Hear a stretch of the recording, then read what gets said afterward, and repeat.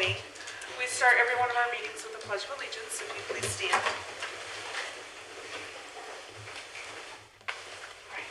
I pledge allegiance to the flag of the United States of America and to the republic for which it stands, one nation, under God, indivisible, with liberty and justice for all.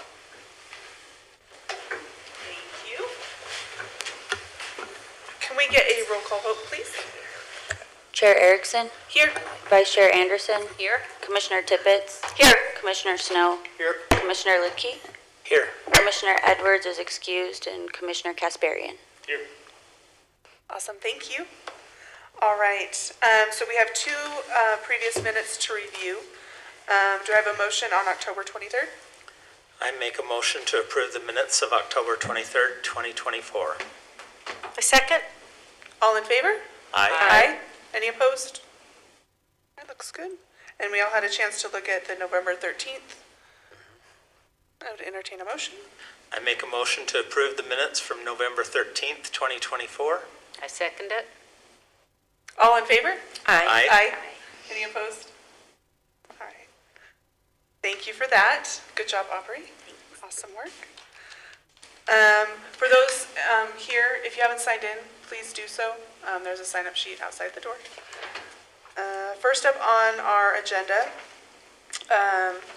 we have, let's see, Matt McWhorter requests rezone approval for the 7444 South Union Park Avenue and a portion of 1116 East Chapel Hill Drive. It is proposed that the properties currently zoned single-family residential, SF1, be rezoned to regional commercial, RC. Information regarding the proposed regulations, prohibitions, and permitted uses that the property will be subject to if the rezone is adopted can be found in Midvale Municipal Code 17-7-12. Johnny will be presenting. Thanks, Chair Erickson. So like you said, this is for a rezone. This is approximately the proposed rezone area below the next slide. This is the proposed site plan to be constructed after this is rezoned. The current property there, 7444 South Union Park Avenue, is the New Balance store as you know it. It was originally constructed under the neighborhood commercial standards of the SF1 zone, so it was capped at 8 parking stalls. Obviously, if this were rezoned to be compliant, it would need more parking stalls.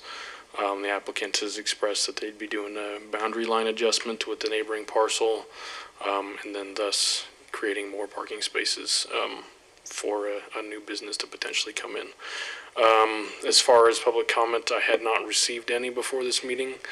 There was a gentleman at the front counter yesterday who just expressed some interest and had some questions about the project, but he didn't give any comment as to his thoughts on the project. And obviously these are our zoning map amendment criteria that you've seen multiple times. The bold is obviously in the motion in excuse me, the staff report. Do you have any questions for me? And I believe Matt is here if you have any questions for him. I don't have any right now. Yeah, I don't have any at this time. Okay. Yeah. Perfect. Thank you. Thank you. And if the applicant would like to make a statement or give a summary about the project, just state your name and let us know. My name is Matt McWhorter. Johnny did a pretty good job of explaining it. Okay. It's an existing retail building, built single-family zoning under the NC2, however that works. Changing, New Balance is closing their business. They have 8 parking spaces. 8 parking spaces doesn't really fit for most businesses. We're trying to add 7 parking spaces. So in addition to buying the New Balance property, we're buying approximately 1,500 square feet from the Episcopal Church, which then allows us to fit 7 more parking spaces, which is more in line with kind of standardized parking criteria. There wasn't enough parking for New Balance either. They're using, exactly, they're using the church on a handshake kind of deal, so. Okay. Yeah, any other questions? No, I don't have any questions. Awesome. Thank you. All right. Any comments? No? Not yet. Do we have to open? Yeah, we'll open it up for a public hearing. If anyone has any comments or want to say anything, please come up and state your name. It's a small group today, so. If you would like to come up, you're more than welcome.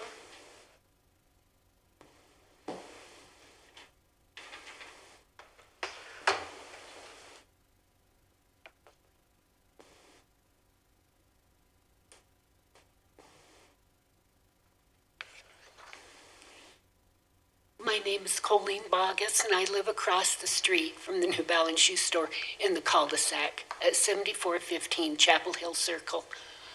I just want to make sure that it won't involve the homes on the cul-de-sac. Like you're not going to move in a big business there and sell our homes.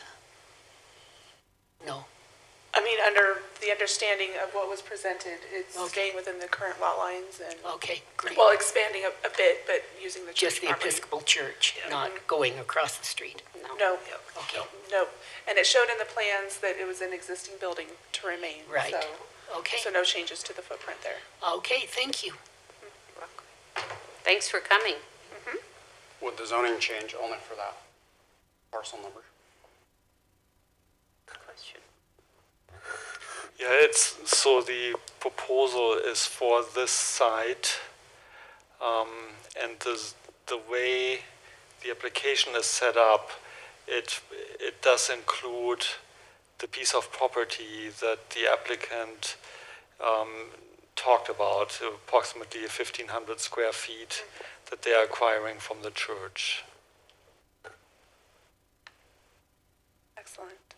Is there a motion for the public hearing portion? I make a motion to close the public hearing. Seconded. All in favor? Aye. Any opposed? All right. Have legal talk to us, should we, before we make a motion? Yeah, we should. I So, legal, would you like to chime in? Yes, so this is a legislative decision, so this is one of those opportunities that you have pretty broad discretion in your recommendation for the city council. Obviously, this isn't a decision that you'll be making as a planning commission, but you will be forwarding your recommendation to the city council to let them know as the planning commission whether or not you're supportive of this, or whether or not you think it should be denied. Thank you. I think it would enhance the area and the building that's there, because there's just really limited parking. When I've gone to New Balance, it's hard to park. Yeah. And so I think it just makes sense that we rezone it. It's a greater opportunity for more flexible leases Yeah. as well. Yeah. I think that gives more variety to what could go in there. So, Yeah, you're kind of hamstringing the owner on what he can rent out. yeah. And it's on a busy street, so Yeah. it seems to fit. There's a buffer between the residential as well with the church, so. Is there a motion? I move that we recommend approval of the rezone request to rezone 744 South Union Park Avenue and a portion of 1116 East Chapel Hill Drive from single-family resident 1 SF-1 to regional commercial RC, consistent with the findings included in the staff report. I'll second. Can we get a roll call vote, or a vote, please? Chair Erickson, Yes. Vice Chair Anderson, Yes. Commissioner Snow, Yes. Commissioner Lidke, Yes. Commissioner Tippett. Yes. The motion passes. Thank you. So work with staff if there are any additional questions. All right, thank you. And welcome, new owner, new neighbor. Let's see, next up on the list, we have approval of the 2025 Planning Commission meeting schedule. That's going to be presented by Johnny as well.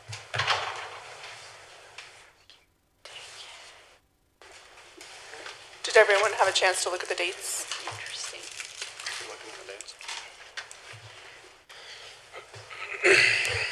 Okay, so I've just got a picture of what was in your packet for the proposed meeting dates for next year.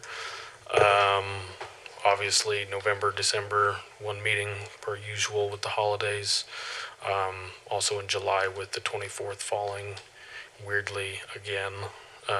Just we proposed one meeting in July. Does anybody have any concerns with any of the dates, any changes to this schedule or proposed schedule? Nope. Look None good to for me. me. Yeah. Okay. Not on my birthday, it's okay. Alrighty. We have to vote on this. Is it in, It all would, in favor? yeah, it would be a good idea. Okay. All right, so we do a motion? Yep. I make a motion to pass the 2025 Planning Commission calendar. I'll second that. All in favor? Aye. Any opposed? Good. Thank you, Johnny. And All yours, Vendling. next up, we have staff update and other business.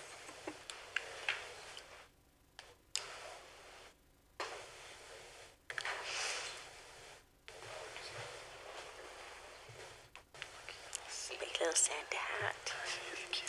Is it just carving?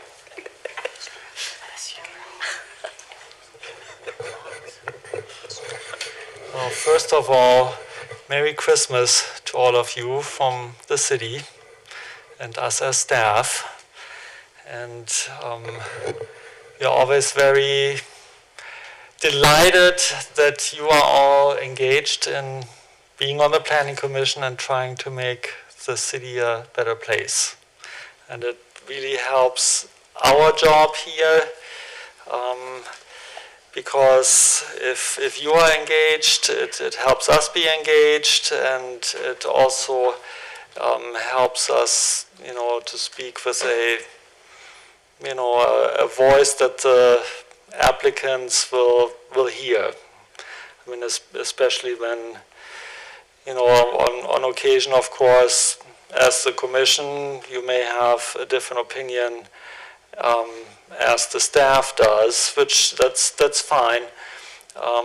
But when we are all working towards a common goal, I think it helps us all, and it does also help the applicants, because then there are fewer surprises, I would say. I have a question for all of you. The transportation plan is approved. We're going to get some paper copies. Do you want to have a paper copy of the transportation plan so that you can work with it a little more? I would like a copy so I could put it in my binder so I can reference Okay. it. Right. Okay. Likewise. And it is, not the shortest document.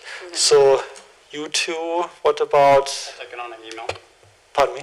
Email. Okay. Robin, Paper, please. Paper, Put so- in a notebook. 3 paper. Only if it's about, is it Yeah, I'm 50 electronic. pages? Is it 50 pages? It's pretty or big. so? It's pretty big. Because it goes from like I-15 all the way up to Union Park. Yeah, it's And it Well, does all the sections and all the analysis. yeah. I mean, there's a lot of analysis. I mean, we can also, boil it down to a couple of maps. The tip of the iceberg. Email me. Okay. I think there's 4 electronic, yeah. Yeah. Okay. So I'll We're email old it school out over here. and 2 paper copies. I was on the fence. We're old school. Okay. If there's something I want to copy We're of, old. I'll click on it and copy that. All right. Thank you for making that available. Yeah, you're welcome. I mean, I figure if you have it, depending on what your style is, how you like to work with things, we would much rather print it out if that's what works for you. So, otherwise, we are talking about the book. This time, chapter 3. Are there any comments or questions, something that has stuck out to you on this chapter or in this chapter? Disclaimer, I didn't read the whole thing. That's okay. I got a bit distracted. But I thought it was interesting that it said something, it's hard to win against a legislative body. That was the thing I took away, was very much like, you have to have a really solid case. Yeah, they ruled Yes. against everybody on there. Yeah, and it was actually the way it was described in the book. It, it has to be very solid in a way where the legislative body can be shown to have wanted to discriminate, as an example. I mean, it has to be something quite egregious. Bias. With the evidence, I mean, Yeah. yeah. So yeah, that's a good point. Did any of you pick up what actions under normal circumstances are legislative? And as a sort of a help for you, oftentimes when it's legislative, maybe even all the time, you recommend. So, I mean, for example, a new ordinance or a code amendment, general plan adoption or an amendment to the general plan. A classic one is a rezone. And there you can see, I mean, very well how that's squarely within the legislative realm. Because you can always find, arguments for one side and for the other, and then it's really within the realm of the city council to decide what's appropriate for Midvale, and as the representatives, of the people in Midvale.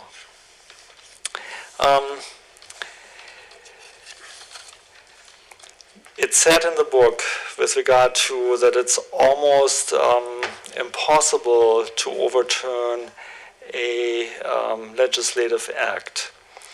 And it said the standard of proof is that it's reasonably debatable. What do you think that might mean? And then we'll look at Garrett and Daniel and let them tell us what it truly means.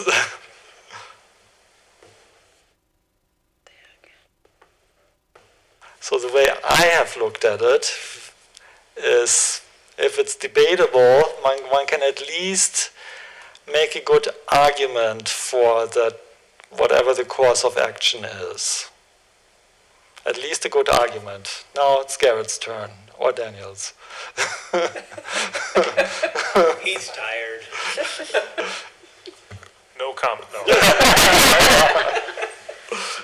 Sorry, just refresh me. We're talking about administrative with the standards. Legislative. Legislative. I have no further comments. So this is a super technical area where there are lots and lots of cases where people have sued and resued and appealed and things along those lines. Utah standard is really the same, uses the same language for legislative decisions as it does administrative decisions. So arbitrary, capricious, or illegal. With legislative decisions, though, I would say reasonably debatable makes it sound like if there is, makes it sound like there's a chance. Yeah. Reasonably debatable sounds like it could go either way. Yeah, there has to So be. if it doesn't go my way, then I can sue. And that's not, Kind of, that may be the language that's used, but if you read the cases, though, it's actually a lot more differential to cities than that.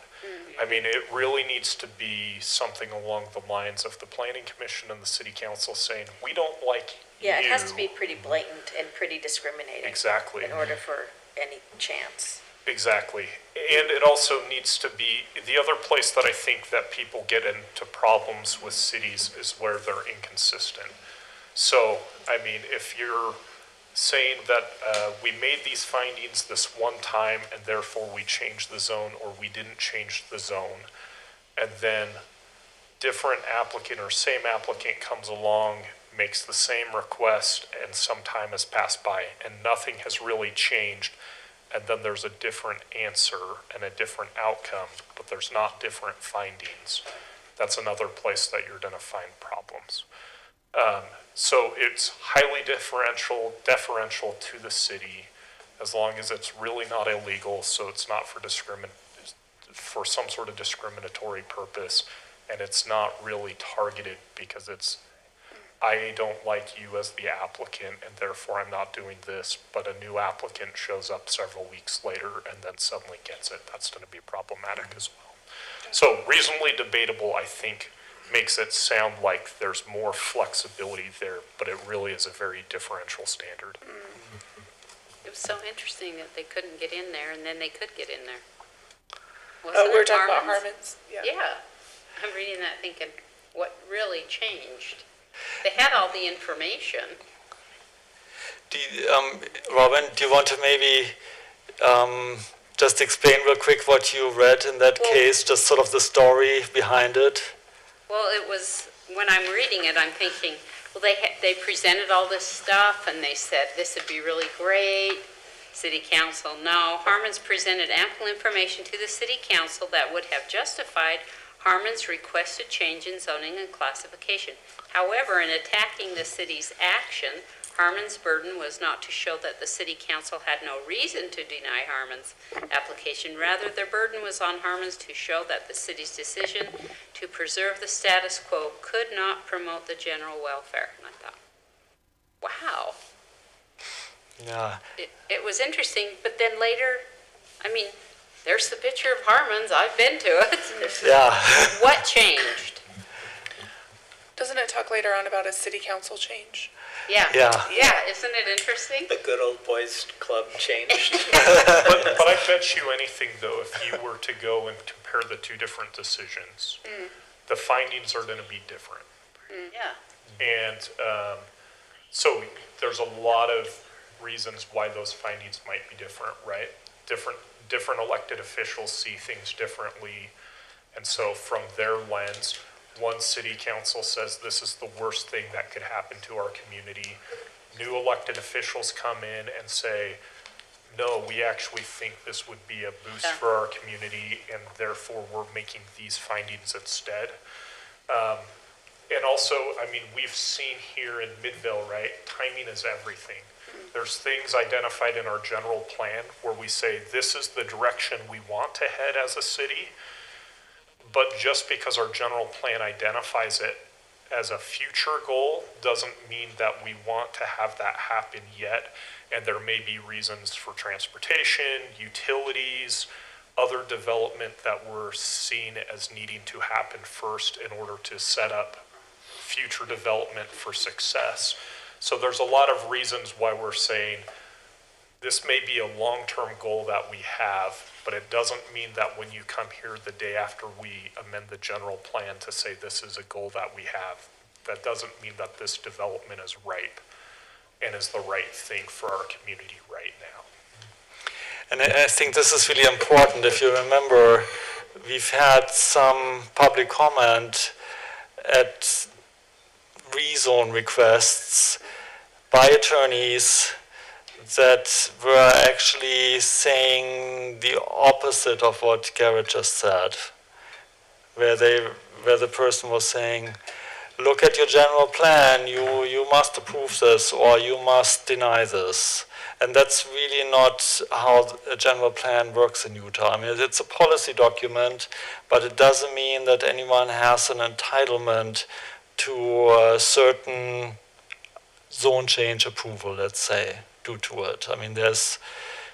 The zoning still takes precedence, and that helps guide us in where we're moving to. Yeah, and that principle applies anyway. So if there is a discrepancy between what the general plan or the land use plan show and what the current zoning is, the current zoning trumps that any time. I mean, that's what creates, in a way, property rights. Correct me when I'm wrong. And so this is not a correction. Everything you're saying is accurate. Is the zoning code is what controls, not the general plan. The only thing I would add, though, is we may come to you after this legislative session or after the next legislative session and tell you something completely different.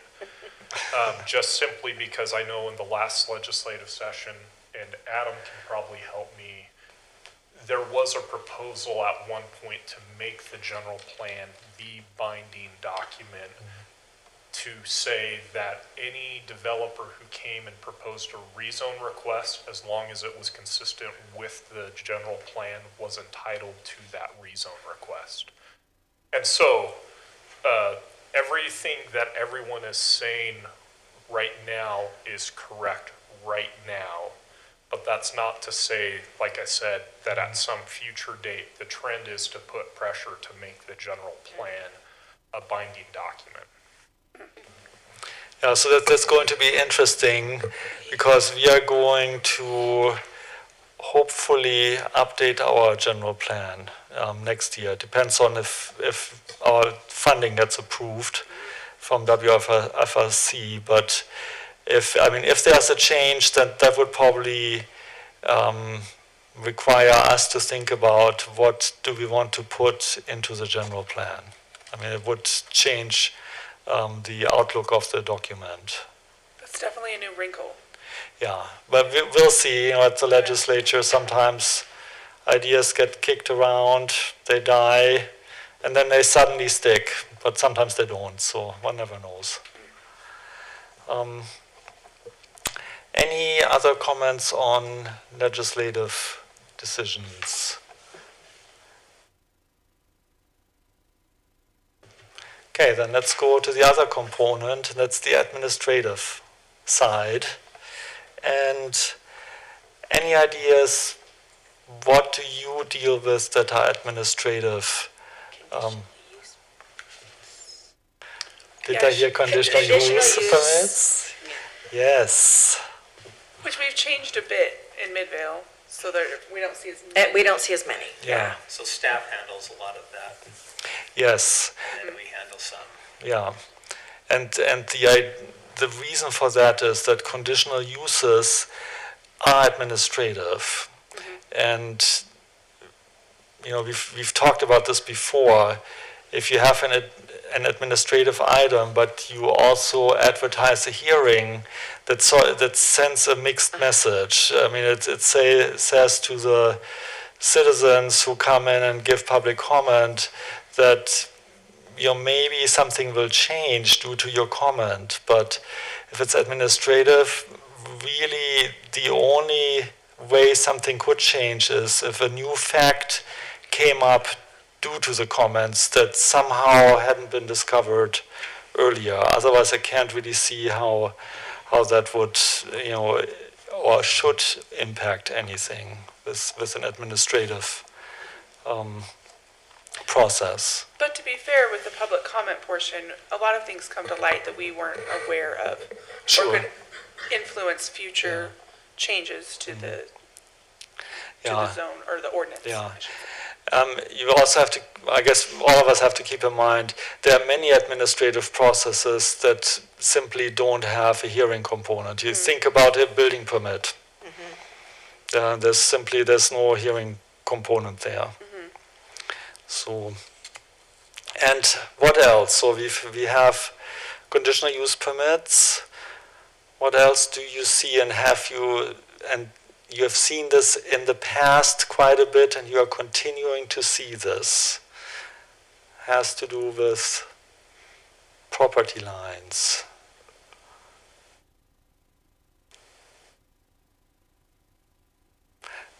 No, not, That's legislative. yeah. Yeah. Yep, subdivisions. Those are administrative. And there was a change in the state law a couple of years ago. And the state law, has tried to put more structure to the whole process and to make it more uniform.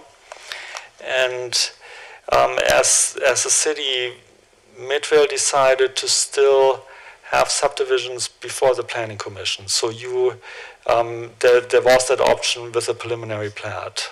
So you still see them, But in other cities, there's also the option that that's purely a staff level review and an administrative act, and the staff basically have been empowered to approve subdivisions. And so now if you think about the legislative decision and what the standard of review is, or the evidence, that it's reasonably debatable, how do you think in an administrative context, how does that work there? Any ideas? Well, it's kind of like you already said, it's administrative, and so with that, we're just following the guidelines that we have. We don't get to change anything. We just make sure that it meets the criteria. Yeah. So I don't have personal opinions of I don't want them next Right. to me. They meet those Yep. criteria, and there's generally not an option to disapprove. Yeah, it's very structured. It's either, yay or nay, and in the presentation in the book, it says that the sort of the legal term is substantial evidence in the record. And so that's very important, the in the record part. If someone ever wanted to fight an administrative decision, they can appeal. There's usually a process to appeal an administrative decision. And in Midvale, it's oftentimes it's an administrative law judge who is the appeal authority.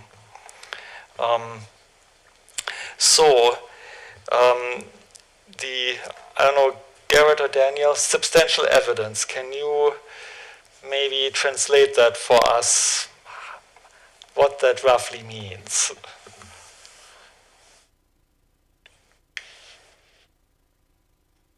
It needs to be something more than, so with, I'm going to compare it to legislative decisions and how deferential that is.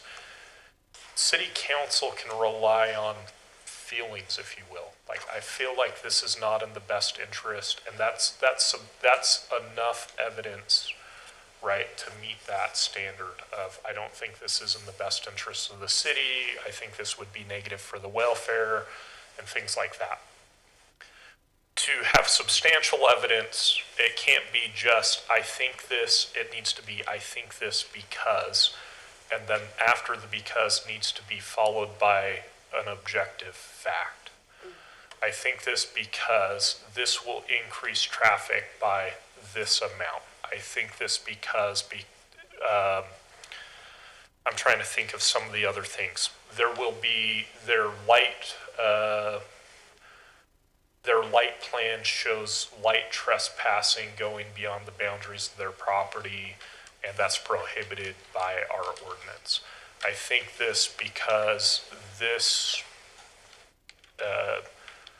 specific criteria isn't adequately mitigated by their plan, because we can see this still happens, and we feel like, or not we feel like, for a marginal investment, it could be reduced to this amount, or things along those lines. So we're looking for the because parts, and the because needs to be followed by facts, not feelings, not this doesn't fit Midvale's vibe, things along those lines. It needs to be pretty specific, because with administrative things, just as Vindeline's been talking about, this is for all intents and purposes the same as a permitted use. We're just saying we recognize that there are heightened maybe intrusions on neighbors or others, that we want to make sure that those risks to the other nearby property owners are adequately mitigated. But they are entitled to their use unless we can rebut that with facts. And the interesting thing is, I think most people would probably think it's different. Let's say you take a conditional use permit, just the way this, it's worded grammatically, the whole structure, conditional use permit, it sounds like, if we don't like something, we could just add conditions, but that's not the case. It's very structured. If it's in the ordinance, then we can invoke a condition there. But if it's not there, we really can't. And admittedly, this is one place that we're playing catch up. Yeah. So I think we've talked about this on a few conditional use permits before. We still have some pretty broad language that's pretty subjective and not objective in some of our standards for conditional use review. We cannot, 20, 30 years ago, we probably could have gotten away with it. But the deference to the city has been narrowed by the legislature, that we no longer can operate in those squishy areas for conditional use permits like we used to. So it really needs that heightened level of objective standards, but also those objective findings as well, that we can point to specific facts and to a specific criteria where they're not meeting those requirements. Yeah. Anything else on administrative decision-making process? Anything that you have questions on or that stuck out to you in this chapter? I think I just have a side note about some of the sessions I've attended at the APA conference talk about public hearings and where they belong or don't belong. And a lot of jurisdictions have chosen not to do the public hearing portion for administrative issues because it kind of brings up that false hope sometimes. Yeah. And so that's been a discussion. I know people who have attended the APA conferences with me, that we've had those discussions at our tables, trying to decide if that's something Midvale should look at or not. I definitely have my feels on it, and there needs to be an outlet for those voices, even if that doesn't necessarily change the outcome. That's the thought I have when talking about. Yeah. It's really hard when you have people here and you're doing the administrative part of it, and they are just very emotional about the whole thing, and then we have to say, oh, too bad, we don't care what you think. Well, but I think opening it up to a public hearing shows them that we do care about what they have to say. And so I think it's important to have a public hearing in those instances. But I think another thing that we need to do better is to explain our positions to the public.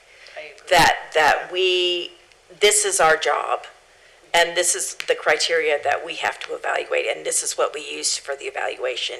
It isn't emotional, and so I think that's something that we need to make more obvious to the public. Because sometimes there'll be comments made, well, why even say anything? We know it's just they don't care about us, because people say that. Well, yeah, they do, and that's why I think it's important that we do some kind of, and I don't know how to do it, but some kind of outreach so that the public knows what the Planning and Zoning Commission does and what our parameters are. That's funny, we just talked about it. I know, because I mentioned her name, Candy. Yeah. And I've talked about this several times. Yeah. So this isn't new. I just don't know how to go about doing that and getting people to come and listen to what the Planning and Zoning Commission does. That's the problem. Yet, in order to educate the community, there has to be a reason for them to come and listen, and I don't know what that is. Yeah. Right, because that's a bit shocking. Exactly. If you come to your first meeting and then you're suddenly getting a crash course in municipal code. Yeah. It can be disheartening. Yeah. Yeah. And I mean, when we have that situation with a hearing and we see there are lots of people here, I mean, it doesn't hurt even before the hearing starts to say, this is what the legal background is and how the state law works. And then people may already have more of an idea, what their comment could potentially do or could not do. Yeah, I think that's a good idea, especially when there's some, contention that we Yeah. explain what the Planning and Zoning Commission does, maybe Yeah. at that time, and say, these are the parameters that we consider. This is the ordinances and the code that we have to go by. Yeah. We may not like it either, but that doesn't matter. What matters is the parameters that we have to stick to. Right, and I think that's always a good. For all of us and the public, it's always good to remind us what are the parameters, because there's everyone may like or dislike something, but if it's especially an administrative process, it's just simply not the place for that. Yeah. I don't want to stretch this out too long. There's one additional point that actually already came up in your comments, and that's the question about public clamor. And I don't know if any of you picked that up. It's I'm really at the very end of the chapter on page 39, and it's a couple of sentences. I'll just read it, and then we can have a short discussion about it, and I'm sure Garrett and Daniel will have some opinions on this. So it says, public clamor is not substantial evidence. An administrative decision cannot be based primarily on citizen comments at a public hearing, petitions, or social media campaigns. To constitute substantial evidence, opinions in the record should be from those with particular expertise on the subject matter, which they address. For example, a real estate appraiser could comment on whether a given decision might affect the property value of a nearby property, but the average citizen's opinion about property values would not constitute substantial evidence. While the public's right to speak at a hearing is protected, only the comments which meet the definition of substantial evidence gathered in the hearing process can be considered by the board, commission, or hearing officer when making the decision. So I don't know that in very soft language, maybe we could mention that before a hearing, but I think that's very important to remember.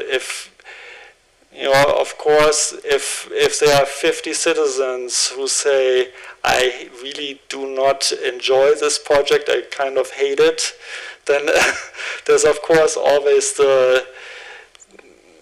I'm wanting to say maybe one should call it the temptation to say, yeah, you're right. But if that comment is really just based on the public's opinion, then we basically are required to say, well, thank you for your comment, and then within ourselves, but I can't really take that into consideration because it simply doesn't reach the level of evidence that we need in that type of a process. Garrett. This is where I would I think Mr. Call's statements are probably a little on the heavy-handed side, personally.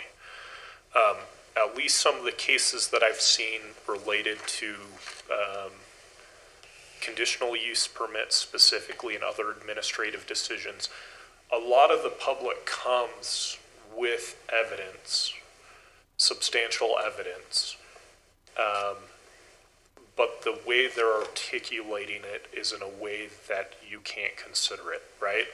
Rather than stating objective things, they're saying things like, I feel this, or you hear very generalized statements of, this will make traffic bad, parking will be bad, things along those lines. My kids are going to get run over and things along those. I mean, these things that we hear almost every time we hear a project that someone doesn't like. This is going to ruin my neighborhood, whatever it may be. In certain instances, if we can help distill the becauses of, I'm going to go back to one that I'm thinking of down in Springfield?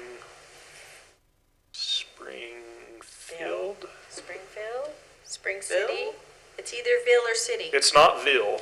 It's whatever the small community, Springdale. It's the community just outside of Zion National Park. Yeah, Springdale. There was a developer who came in who wanted to get a conditional use permit for a parking lot, and it was adjacent to residential properties.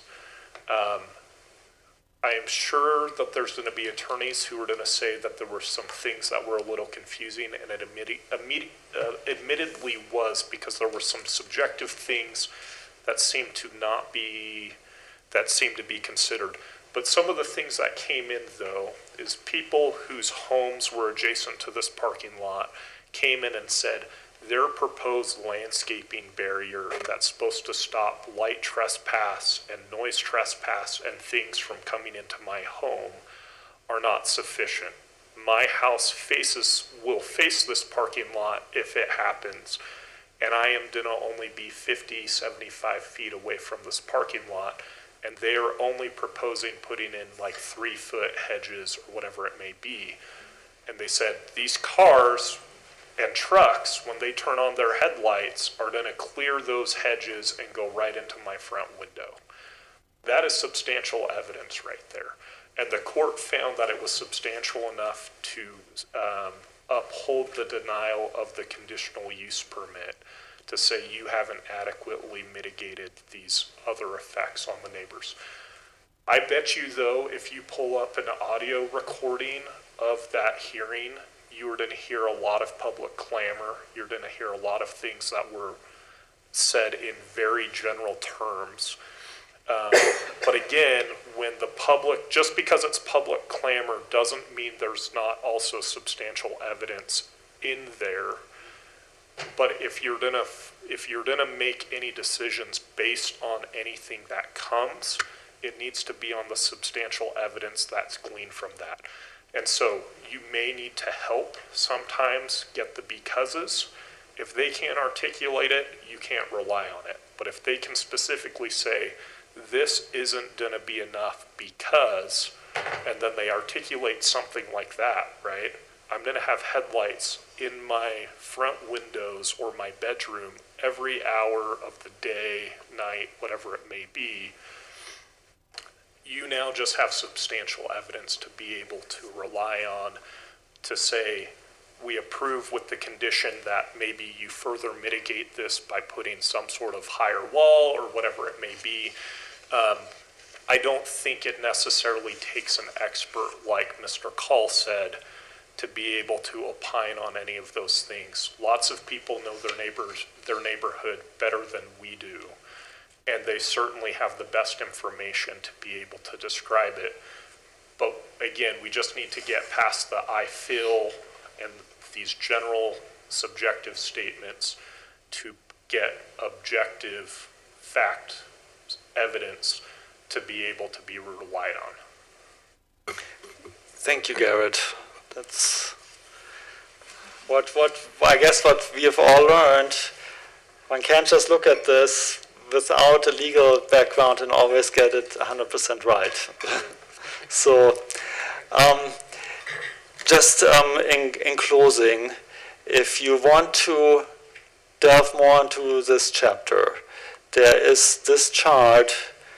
You can look at it, and if there are any other questions that come up, let us know next time. We can talk about them.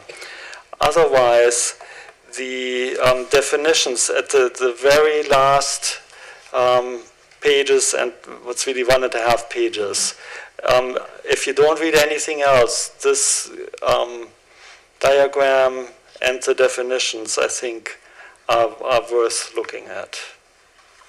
So, and next time we do this, I think we'll do chapters 4 and 5. They seem to be a natural fit. And unless you want it earlier, I would propose we'll do it sometime in February. That seems like enough time. I'll catch up. Okay. And let Read me, it until January, though. and I mean, let me know. It's, you know, if you haven't had a chance to look at these things, I mean, we can just scoot it out another meeting. You know, there's no one who's chasing us with this. Just you. Yeah, just Okay. me. Thank you. Thank you. Thanks, Vendeling. One other thing. This is right. If any of you have done any extra training since our last meeting, come see me after. And there is a couple of you that have less than 4 hours. So me and Vendeling will probably send out an email with some materials to ensure that you meet that minimum before the end of the year.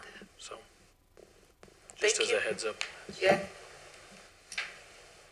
And then the last thing I wanted to mention is there's a new face here tonight, and I was hoping we could get an introduction.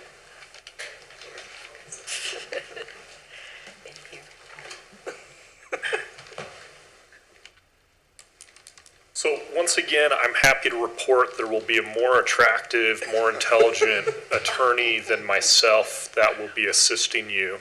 So this is Daniel Van Buge. He has been our prosecutor for the last 3 months and was just recently promoted to fill Aaron's position after Aaron left back to Orem. And if he's listening to this, I hope he understands he's still a traitor. I'm joking. We love Aaron and we wish him well. But Daniel comes with a background in both criminal and civil law. He was working for a private firm before coming to us, and one of his responsibilities was essentially to be the city attorney for the city of Ephraim down in Sanpete County. So he's familiar with a lot of these. Obviously, throwing Title 16 and Title 17, the subdivision and zoning code, at him will be drinking from a fire hydrant for several months. But a lot of these concepts and things, he's already in good, you are in good hands when it comes to talking about legislative, administrative items and whatnot. But yeah, so this is Daniel, like I said, more attractive, more intelligent than me, and so I'm glad that you guys will be in good hands. Do you want to say anything? Welcome. No, that was perfect. Except for the lies, but. Yeah, so, just started the position. I'm excited to be here. I don't have too much to say. There will be some learning to be done, but I'll get there real quick. I'm confident of that, so. Unless you have any questions of me. We're happy to have you. Thanks. Thank you. Yes, thank you. Thank you. Welcome. Thank you. We'll be on a first-name basis for sure. Robin? We know that already. All right, is there anything else we need to discuss? I don't think so. Is there a motion? I make a motion that we adjourn at 6:53? Yeah. 6:54. All in favor? Aye. Any opposed? Have a great evening, everyone. Merry Christmas,